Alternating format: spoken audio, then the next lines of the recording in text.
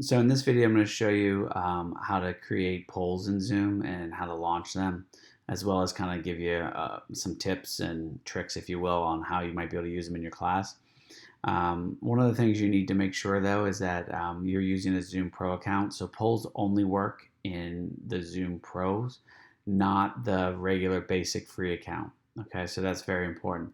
And the other thing you want to do is you're going to go into your settings and go into the meeting basic area, and you're going to want to find where it says polling and make sure that's toggled to on. Okay, I think by default it's off, so you want to make sure you turn it on. All right, and then if you want to create polls, and understand that if I create a poll, I can use it in any of my meetings. Okay, so that's going to be the other things. You want to either create a poll per class, make sure that you define in a proper title what the poll is, or anything like that. But to get to it, you're going to actually need to go into your meetings and create a meeting first.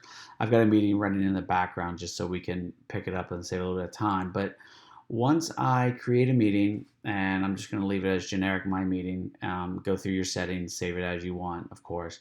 Then when I go back into, or at the bottom of it, you'll see I've got polls here. And so these are all the polls I have access to. And so I could add another poll, and like you can see that for the for my other one, I have a specific poll. I have one that is generic, and the generic one I made is basically if I wanted to review, and I'm going to let them choose A, B, C, or D. And I could make it anonymous. I could not. Maybe I want to know what my kids know. Maybe I want to track that, right? If I want to make a poll, I could easily add a poll, and I don't know, let's just call this one for true false, because maybe I'm reviewing and I want to, pick one.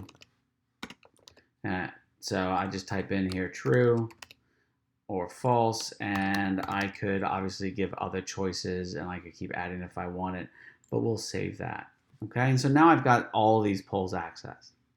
All right, so let's come over here to our meeting.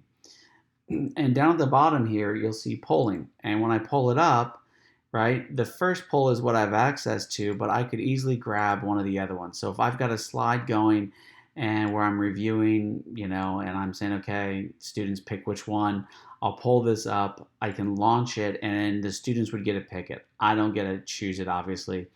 But as students are answering, I'll know how many of my students have yet to answer. Okay? And then once everyone's answered, I can end it and it would show the results. These are how many people voted. This is where it is, right?